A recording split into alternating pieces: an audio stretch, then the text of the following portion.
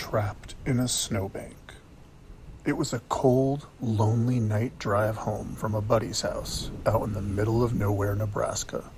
The kind of night where everything feels empty and the sky seems too dark, like the stars forgot to show up.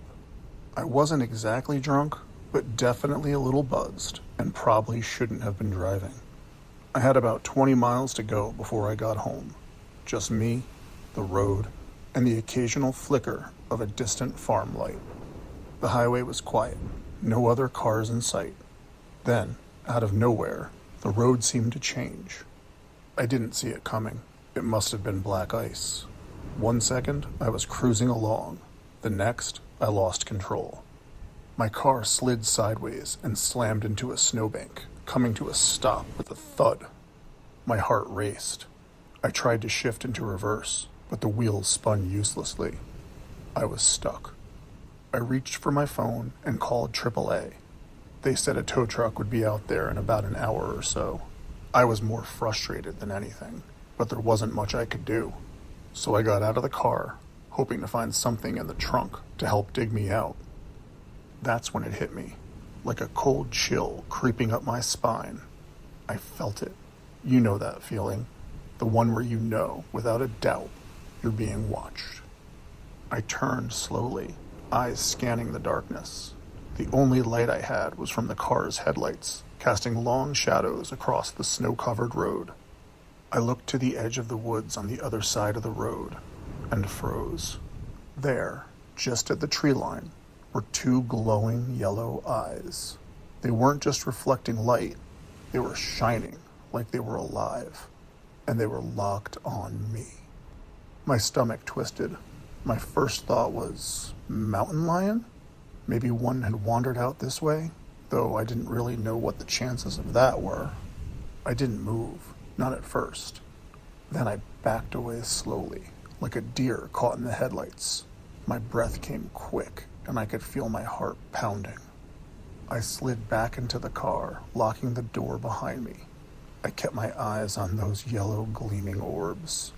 They didn't move at first, just stared at me like they were studying me.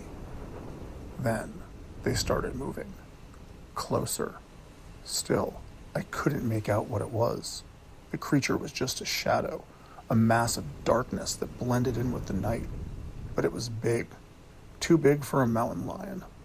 I had a sickening feeling that whatever it wasn't anything I'd ever seen before. I kept looking around, my heart racing. Then I saw it again on the other side of the car, near the passenger door. It had moved so fast it made my head spin. I tried to focus on it, but it stayed just out of view, circling the car. It was stalking me.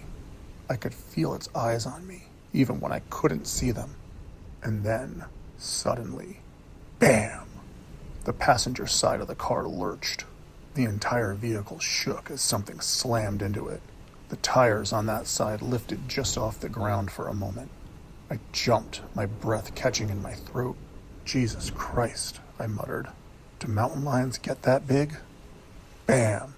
It hit again, this time on the driver's side, throwing me against the door. Panic set in.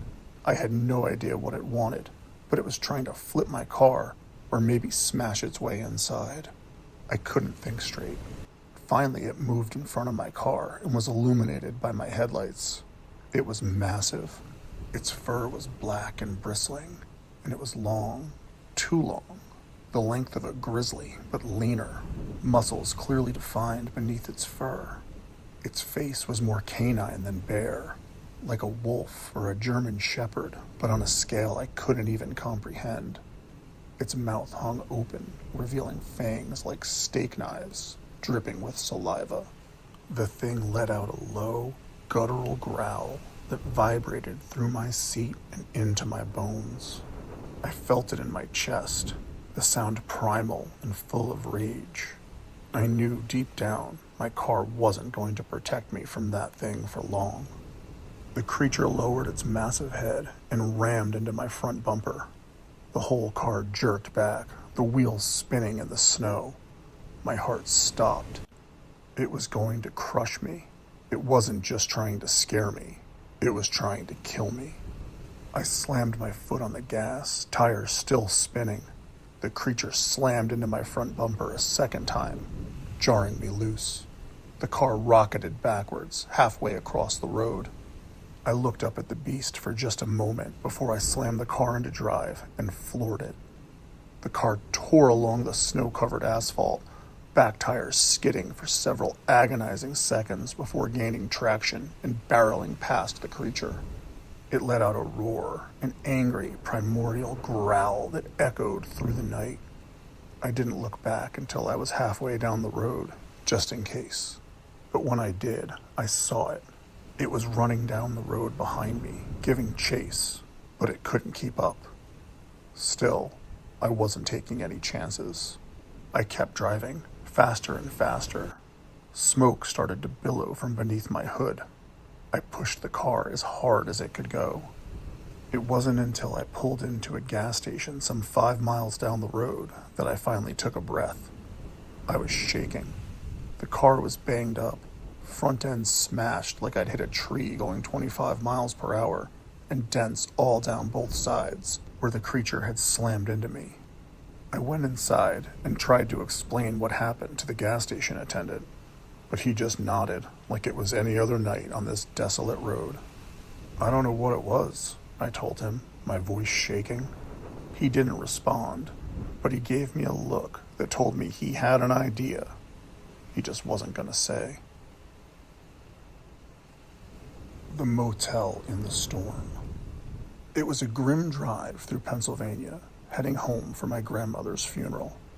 A major winter storm was rolling in, but I had thought I could beat it. I left campus early, hoping to make good time. At first, it was just light flurries, but by the time I hit the highway, the snow was coming down harder, and traffic was barely moving 30 miles an hour. I passed several cars that had already slid off the road, some still stuck in the snow. My hands were gripping the steering wheel tighter than usual. The road was treacherous, and more than once I briefly lost control of my car, sliding into the next lane before quickly regaining control.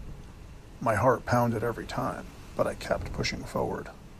Normally, the drive would take me about 5 hours, but nearly 4 hours in, I realized I was barely halfway there. The snow was relentless, and I was exhausted.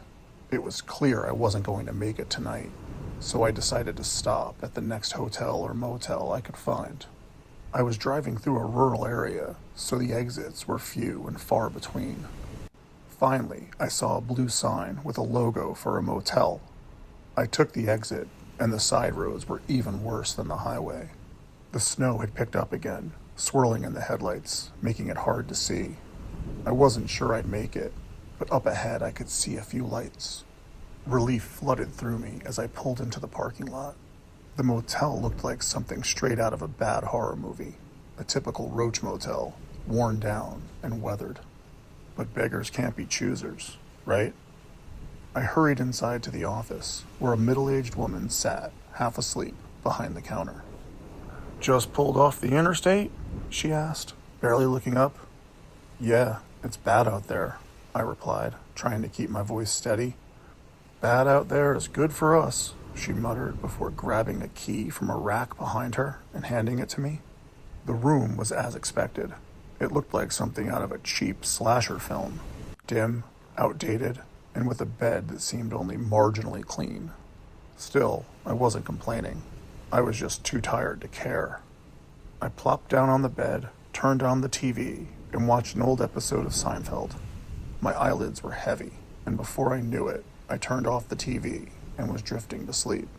With the TV off, I could hear other voices, arguing. At first, it sounded distant, but as I listened closer, I realized it was coming from the other side of the wall behind me. A man and a woman shouting at each other in angry, harsh tones. It wasn't just a small disagreement either. No, this was serious.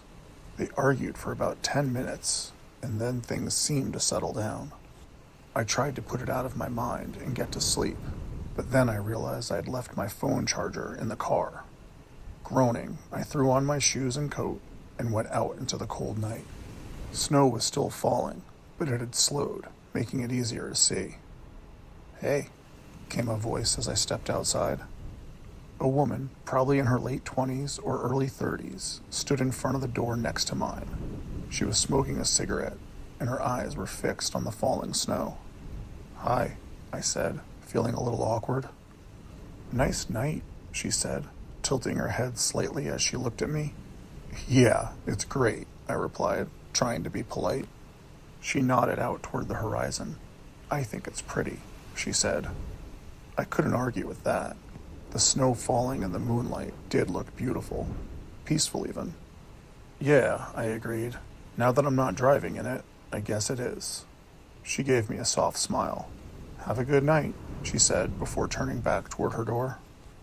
"You too," I muttered, heading back to my room. I plugged my phone in and laid down on the bed. But just as I was about to fall asleep, I heard it again. The arguing. Only this time, it was even louder, angrier. There was banging, slamming, and crashing, like furniture being thrown. Then came a sickeningly loud thud against the wall, rattling the headboard of my bed. Everything went quiet.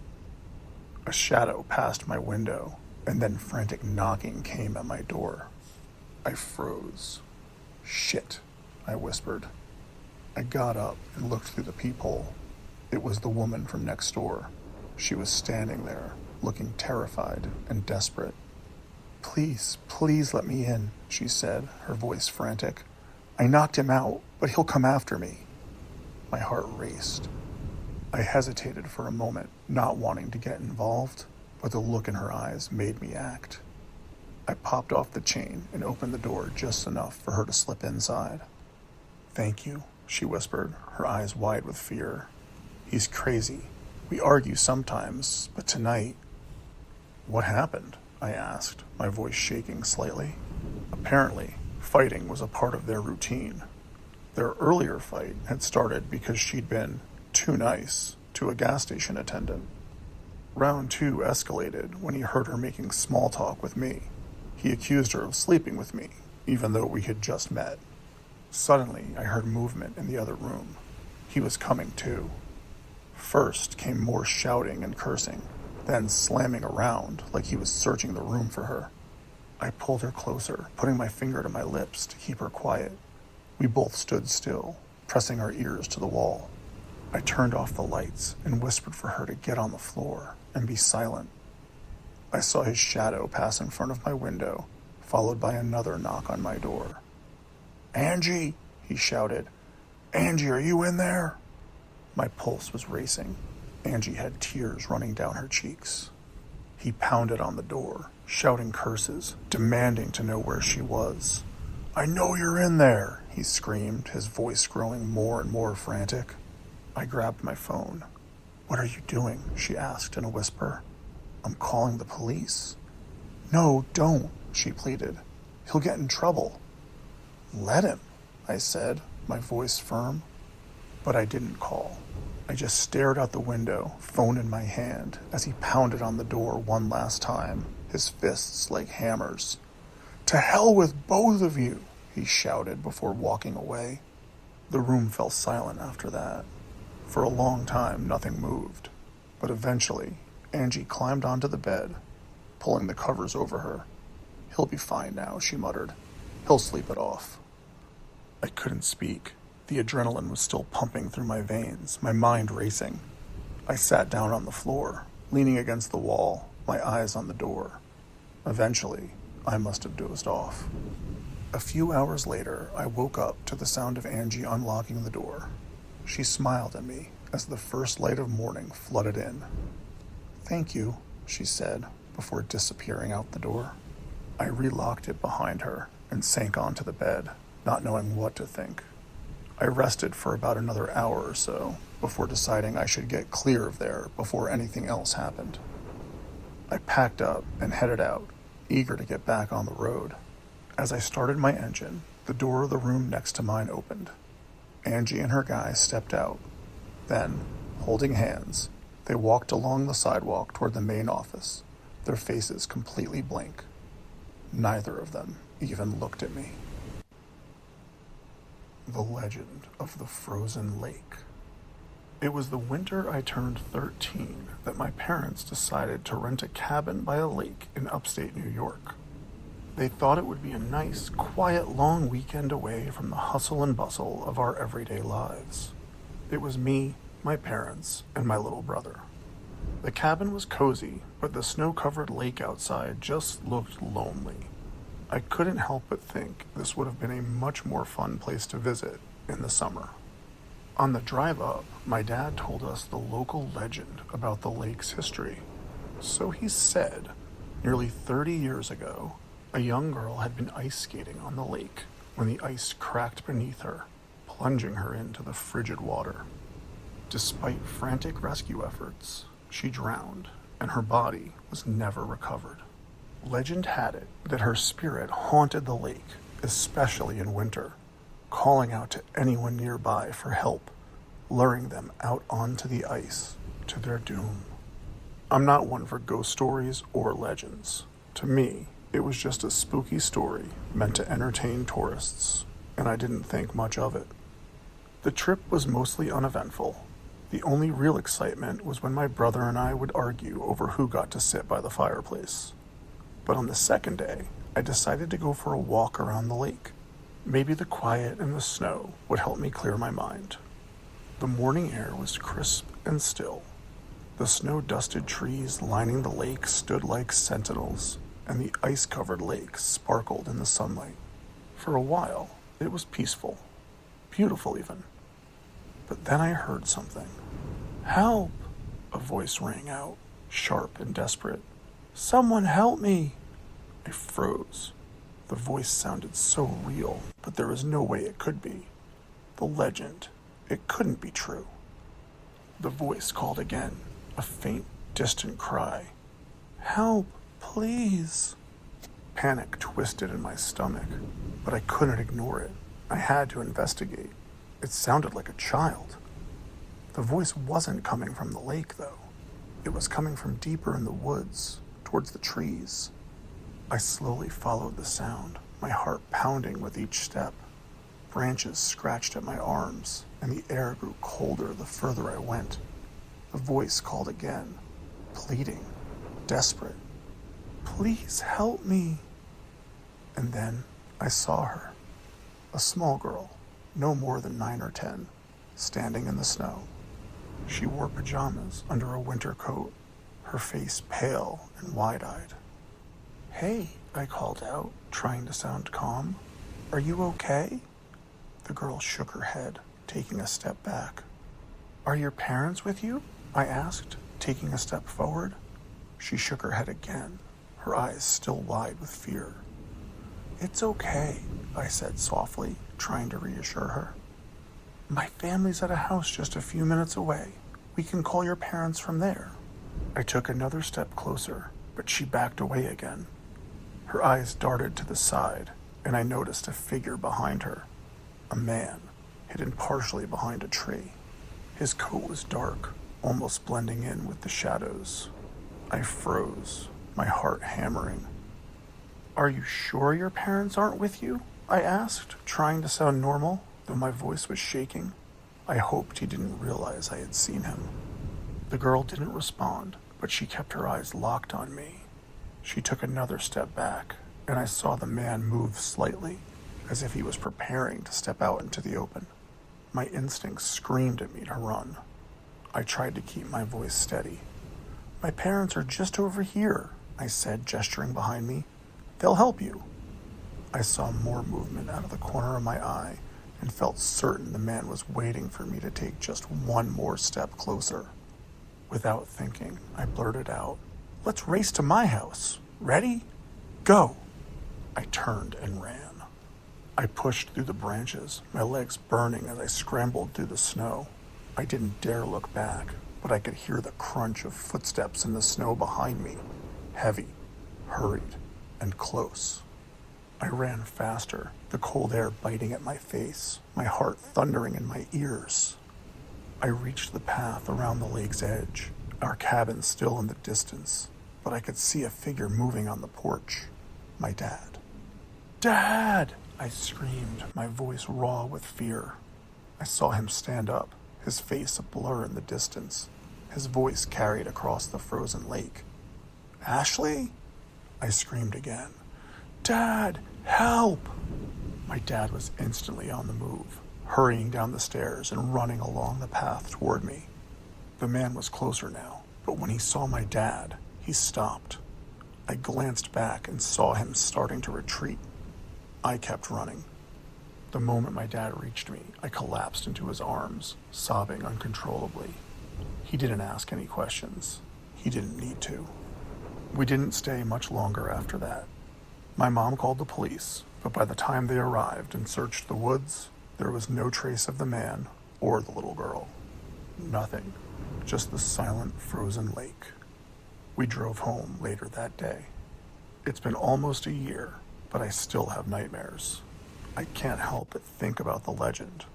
The story of the girl who drowned under the ice, calling out for help, leading others to the same fate. Did the legend have a basis in reality? But was that man the danger after all, waiting to strike would-be Good Samaritans, simply trying to help a lost little girl?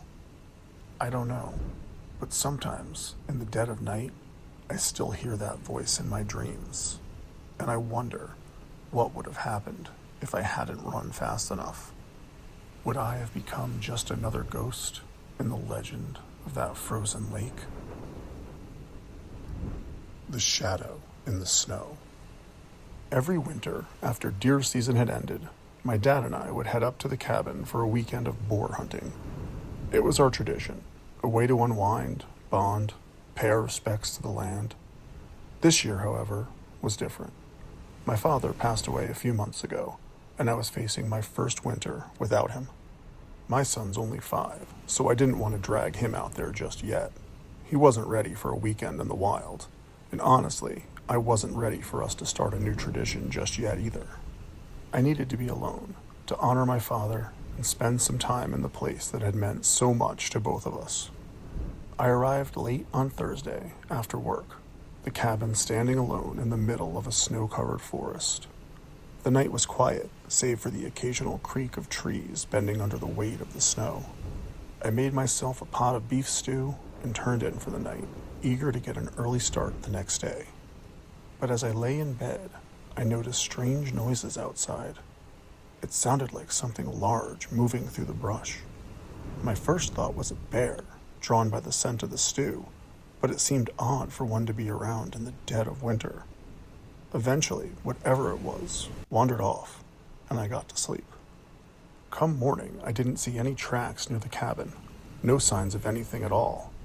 It had snowed throughout the night, though, so they may have just been covered up already. I pushed it out of my mind. There was boar hunting to be done. The forest was eerily quiet as I headed out that morning. After a few hours of tracking, I spotted drops of blood in the snow.